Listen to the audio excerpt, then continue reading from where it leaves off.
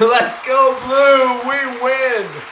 Michigan's thrilling 30-24 victory over Ohio State sends all of the theories that Michigan was only good because of sign stealing to the dustbin of history, along with Orson Welles' War of the World broadcast, or Geraldo Rivera's unveiling of Al Capone's tomb.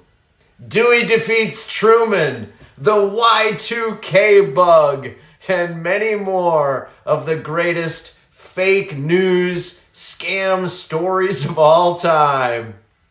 ESPN and the rest of the sports media world will have to come up with some other ludicrous fake news sports story to talk about for the rest of this year, because Michigan football is the real deal. And Michigan football is truly the class of the Big Ten Conference. If things go according to plan this Saturday night in Indianapolis, the biggest loser conference commissioner in the history of sports, Tony Petitti, will be forced to hand the Big Ten championship trophy to our beloved head coach, Jim Harbaugh. Man, I can't wait for that. On the podium in Indianapolis this Saturday night, as Michigan is crowned Big Ten champion for the third consecutive season. The other 13 teams in the Big Ten Conference colluded, they lied, they slandered us, they hated, they schemed, and they cried louder than a bunch of newborns in the maternity ward. But they just couldn't stop that Michigan freight train, the 2023 Michigan football team, from their destiny. In the end, they're all just a bunch of losers, and Michigan stands once again as the leaders and the best. Another 12-0 season, another Big Ten East crown, and a third consecutive trip to Indianapolis for the Big Ten championship. Go Blue! We're going to cover that and so much more on today's episode of Wolverine Fan Therapy. Corum dancing. Corum breaks a tackle to the end zone. Blake the Great, touchdown.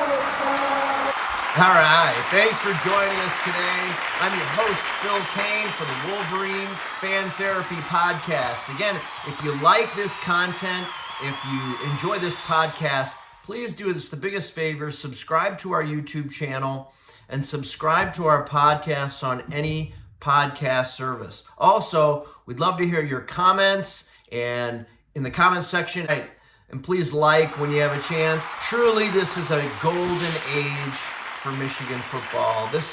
We've been saying this all season. These are the best of times. Michigan has won 28 consecutive regular season games, 24 consecutive Big Ten wins, and 3 12-win seasons in a row. 3 after never being in the Big Ten championship game, 3 consecutive trips to the Big Ten championship game, and likely 3 consecutive Big Ten championships. We don't want to take anything for granted. Michigan is a 23-point favorite over Kirk Ferentz and the Iowa Hawkeyes, and led by their 260-pound quarterback, Deacon Hill.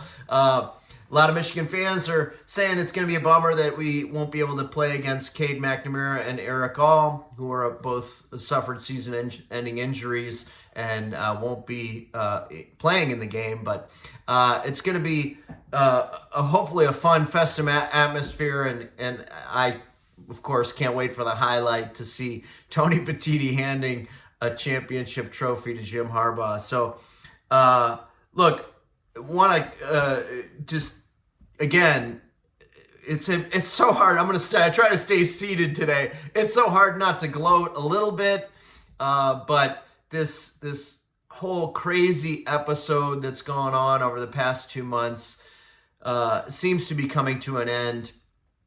Look, rival fans are always going to have their pearl clutching and be able to say whatever they want to say and say Michigan cheated and whatever, but there was so much riding on that game Saturday, so much more than just bragging rights and the Big Ten East Championship and a potential berth in the college football playoff.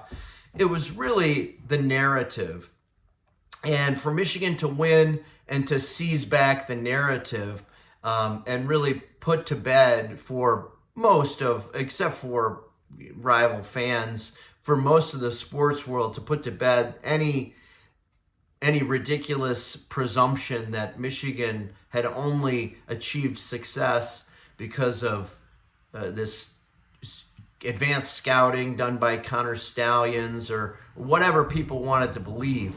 I think it spoke loudly on Saturday just how dominant Michigan is. Their defense, this is one of the best defenses that I've ever seen. It's clearly the best defense in the Big Ten Conference. I want to recap the game a little bit. The way we saw the game laying out and the way I saw most intelligent college football analysts laying this out was kind of what we saw. Yes, Ohio State was ascending, and yes, Michigan had some issues over the past few weeks, but in the end, Michigan exerted its dominance on the lines of scrimmage. Not a huge difference, but just enough difference that I felt confident that Michigan would win the game. And then again at quarterback, you saw Kyle McCord played what I thought was his best game of the season.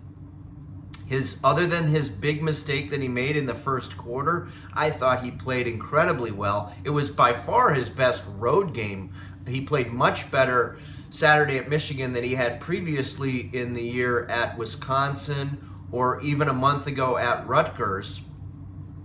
And really, except for the fourth quarter last drive against Notre Dame, he played much better than he did against Notre Dame. I thought he was incredibly efficient, and he's very accurate. I just didn't think that he was going to have enough to go on the road and win against the number one defense in the country, and that proved to be the case. For me, the absolute key stats of the game were Michigan holding TreVeyon Henderson from having any long runs. TreVeyon Henderson had 19 carries for 60 yards. His longest run from scrimmage was 8 yards. That was the number one key to the game, absolutely. That shows how far Michigan has come and just how dominant they are in their front seven. The turnover battle, obviously, Ohio State with 2 turnovers, Michigan with no turnovers. Special teams, also incredibly important to Michigan's victory. Everyone's going to talk to you about the time-consuming drives, and absolutely that's true. But if Michigan didn't win and have the exemplary special teams again Saturday that they've had for the past several years, they don't win the game, okay? James Turner, a transfer originally from Saline, Michigan, transfer to Michigan this year, was perfect. Tommy Doman looked every bit of what Jim Harbaugh called him earlier in the season, which was the most NFL-ready punter that maybe we've had at Michigan.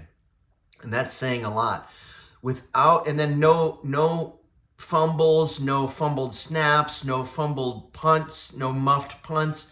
This is critical. You see this in every game in college football. We take it for granted at Michigan, and it is not something to be taken for granted at all. I'm talking about top 10 teams that regularly get themselves in trouble because of a muffed punt or a fumbled snap or a missed exchange. This is stuff that we've taken for granted that Jim Harbaugh has elevated to basically NFL level quality across the board. Jay Harbaugh, all the coaches give them all the credit in the world. That was the difference in the game. That's why Michigan won by 6 points. And in a game that Ohio State, I thought, played their best game of the season. And I thought it was the best game they've played over the past 3 years. Ohio State really almost pulled it off with a quarterback that is not as good as C.J. Stroud was. You know, he's not that NFL caliber quarterback, at least not yet. So all the credit in the world to both teams for putting on an amazing game. Michigan wins and moves on to much bigger things, looking every bit of a national championship contender still. This week, what I want to do for fun is to add in a lot of video, celebration video, just make this a lot of fun. So you're going to see that the length of the video is a little bit longer.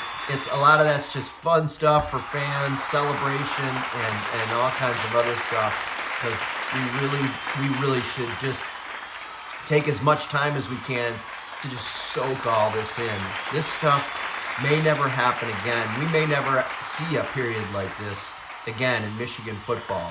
Having said that, I just want to touch already a little bit about the future and address those predicting a steep fall off in Michigan football for the 2024 season and beyond.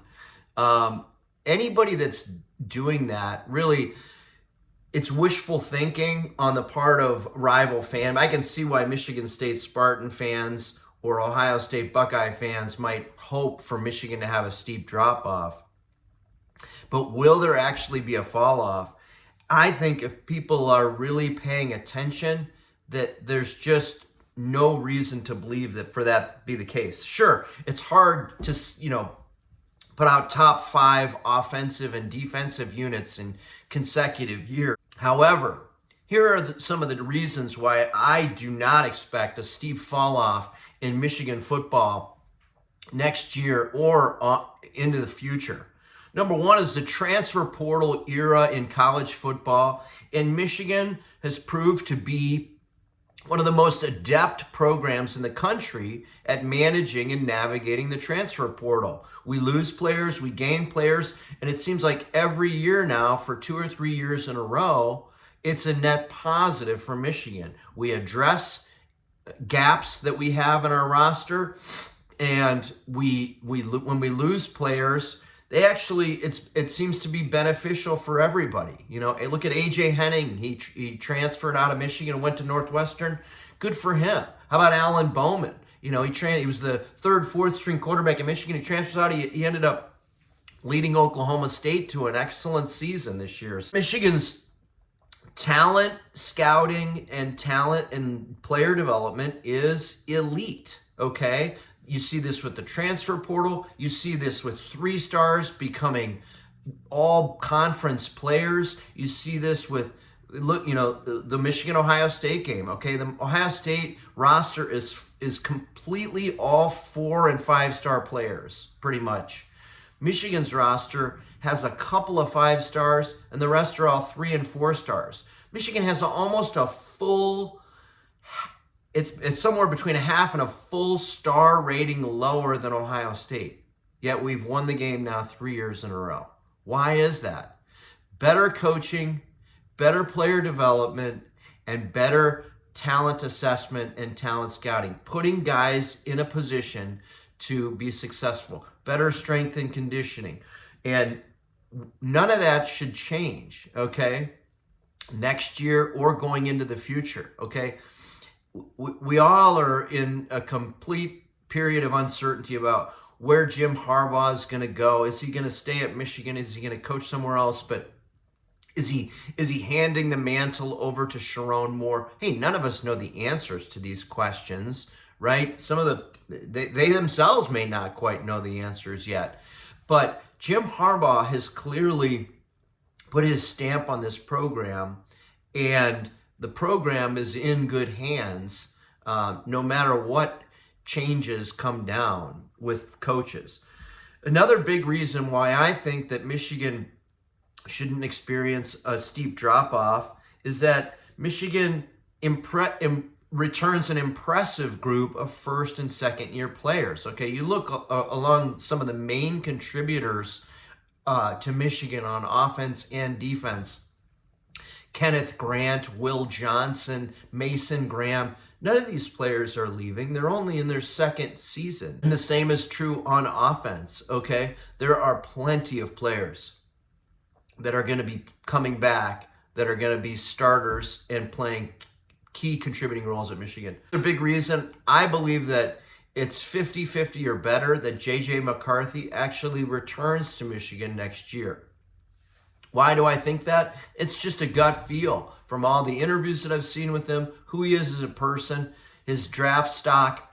Obviously, it's going to depend a lot on where he's projected to go in the draft, but I believe that it's better than 50-50 that J.J. McCarthy returns. So I don't see a steep drop-off, but the world of college football is going to be undergoing a seismic change next year with 18 teams in the Big Ten Conference, with this advent of super conferences, but then with the move toward a 12-team playoff, okay? You're going to see teams regularly lose 2 games. Probably won't be long before you'll see a 3-loss team making the college football playoff. It's going to be a whole new world. The schedules are going to be more competitive. There's going to be many more quality games. All the complaints from fans about these boring games and the schedule's so boring, it's all gone next year. Next year's schedule has 6 to 8 really compelling games on it. So that attracts players, that attracts talent, and Michigan, I think, through the transfer portal, through recruiting, through player development, is not going to experience any kind of a steep drop-off next year.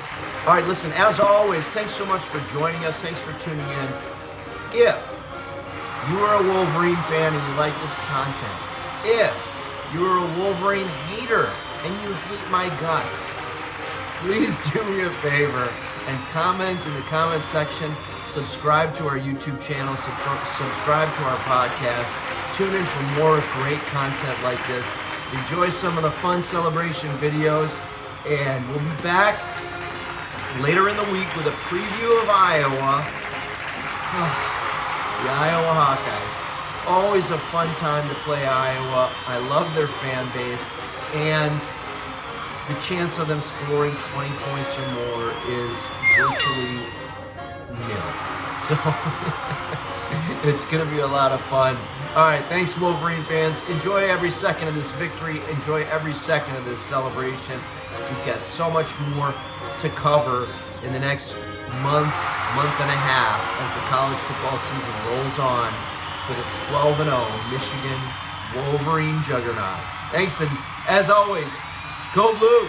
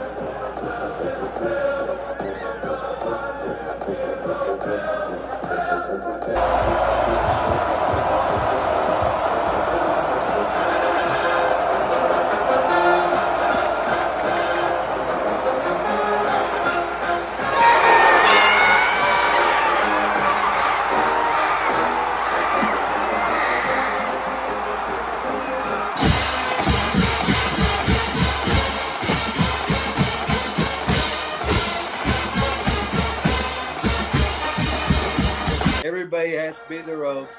But losing to Michigan 3 years in a row is not good. That's true. That's true. He's got to be a little hot water. Yeah, it will be. What a long ride home, man, it must be. But they aren't real happy. 3 years in a row, we have lost to the University of Michigan. Having coached at Ohio State under Woody, we played Michigan under the same circumstances. The winner would go to the Rose Bowl. The winner would have a chance to win the national championship. Fortunately, we were the ones that were able to do it. We scored late in the game against Michigan and went for two, made it, beat them 50-14. They asked Woody, would he go for two? He said, because they wouldn't let me go for three.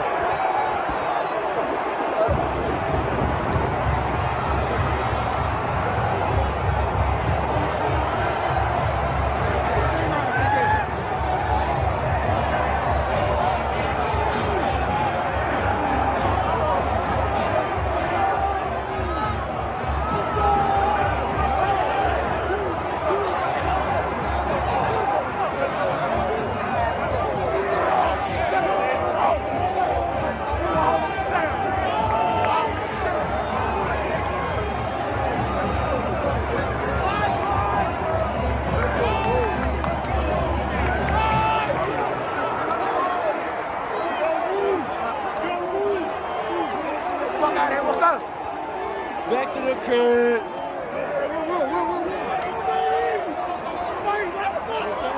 Bring the fuck up to the side.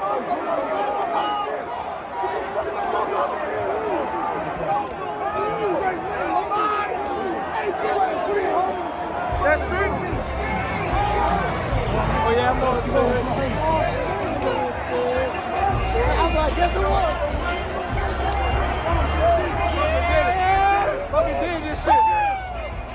Hey, Cam.